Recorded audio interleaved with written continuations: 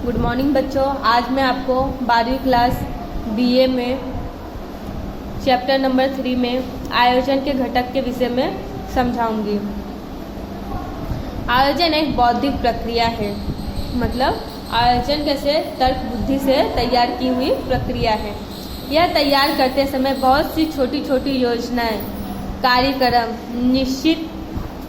निश्चित करके आयोजन किया जाता है। ये आयोजन करने से पहले छोटी छोटी योजनाएं, कार्यक्रम और घटनाओं का आयोजन करके इसको किया जाता है। इन्हें आयोजन के घटक कहा जाता है। इनको आयोजन का घटक कहा जाता है। उदाहरण के रूप में देखेंगे, व्यवसायिक इकाई अंदाज पत्र बनाना हो तो सर्वप्रथम प्रत्येक विभाग का अंदाज पत्र बनाना पड़ता है। उदाहरण के रूप में व्यवसायिक इकाई में अंदाज पत्र बनाना हो तो सर्वप्रथम प्रत्येक विभाग का अंदाज पत्र बनाना पड़ता है। तत्पश्चात उस पर चर्चा विचारणा करके इकाई का सर्वोच्च अंदाज पत्र बनाया जाता है। उसके बाद उसके ऊपर चर्चा की जाती है, विचारणा यानी उसके ऊपर विचार किया जाता है कि मतलब जो ये अंदाज पत्र बनाया है पूरे साल का, ये सही है कि नहीं। ये सब करने के बाद फिर उसको सर्वोच्च अंदाज पत्र साबित किया जाता है। आयोजन के घटक में पहला है उद्देश्य। उद्देश्य निश्चित करना, उसे पूर्ण करना व्यवसायिक इकाई का मुख्य लक्ष्य है। उद्देश्य को निश्चित रूप से पूर्ण करना ये व्यवसायिक इकाई का मुख्य लक्ष्य है। यह तय करते समय इकाई को प्रभावित करने वाले प्रत्येक तत्व का ध्यान रखा जाता है।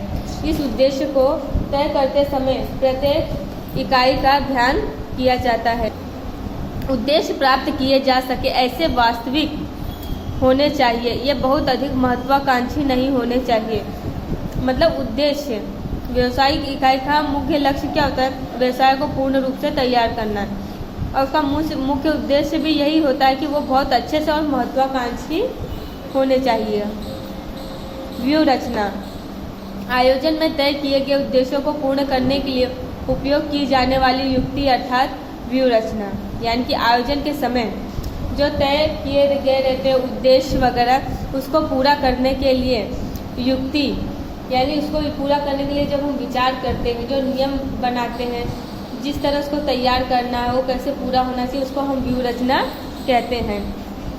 इससे इकाई बाजार में स्पर्धियों के सामने या प्रभावित करने वाले अन्य परिबलों के समक्ष टिकी रह जाती है। इससे इकाई क्या है?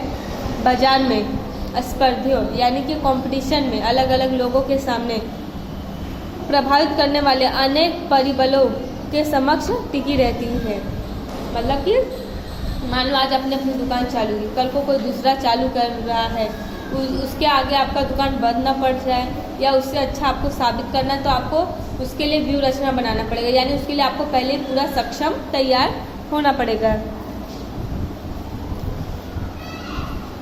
व्यू रचना का उपयोग सेना और खेलकूद जैसे क्षेत्रों में बड़े पैमाने पर किया जाता है।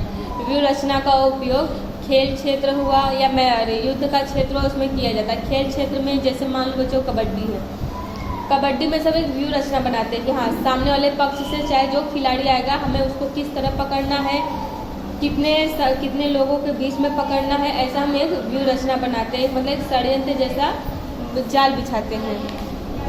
व्यू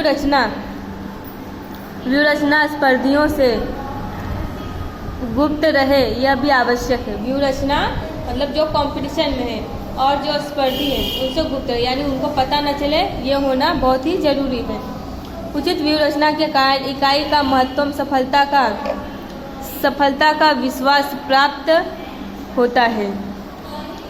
उचित व्यू रचना के कारण हम लोग इकाई को महत्तम और अच्छे रूप से प्राप्त कर लेते हैं। अब है तीसरा नीति। आयोजन में तय किए गए उद्देश्यों को पूर्ण करने के लिए संचालक को जो निर्णय और व्यू रचना निश्चित करते हैं उसे नीति कहते हैं। आयोजन के समय तय किए गए उद्देश्य को, मतलब आयोजन के समय जो तय किया जाता है कि उद्देश्य, उसको पूरा करने के लिए जो संचालक जो निर्णय और व्यू रचना करता है उसे हम नीति कहते हैं। नीति इकाई की एक छाप पैदा करती है। नीति जो है इकाई की एक छाप मतलब एक उसका विवरण पैदा करती है। इकाई की कुशलता तथा कार्य पद्धति का परिचय देती है। नीति क्या है? इकाई की कुशलता, उसके कार्य पद्धति, उसके कार्य के विषय में परिचय देती, यानी कि उसका विवरण बताने का कार्य करती है। उद्देश्य की तरह नीति भी व्यावसायिक और वास्तविक होनी चाहिए। जैसे हम अपने उद्देश्य को पूरा करते हैं, उसी तरह नीति भी व्यावसायिक और वास्तविक होनी चाहिए। उदाहरण के रूप में साख पर माल का विक्रय करने की नीति। पद्धति यानी विधि। चौथा, पद्धति इकाई के कार्यक्रम को पूर्ण करने की व्यवस्था दर्शाती है। व्यू रचना इकाई के प्रतिस्पर्धियों के समक्ष टिके रहने की व्यवस्था दर्शाती है। नीति उद्देश्यों को किस प्रकार पूर्ण किया जा सकता है, इसकी जानकारी देती है, जबकि विधि तय किए गए उद्देश्यों को किस प्रकार पूर्ण करना है उसका मार्ग बताती है। विधि यानी विधि के द्वारा हम तय कर सकते हैं कि अपने उद्देश्य को कितने समय में और किस मार्ग के द्वारा और किस तरह हम पूरा कर सकते हैं। उदाहरण, इकाई तिमाही विक्रय के आंकड़े प्राप्त करके वार्षिक विक्रय के उद्देश्य को पूर्ण करने का प्रयत्न करती है। ऐसा करने से सफलता की संभावना बढ़ जाती है। संक्षेप में, विधि अर्थात कोई प्रवृत्ति किस प्रकार करनी है, इसके लिए रीति यानी उसके लिए जो विधि हम करते हैं वो।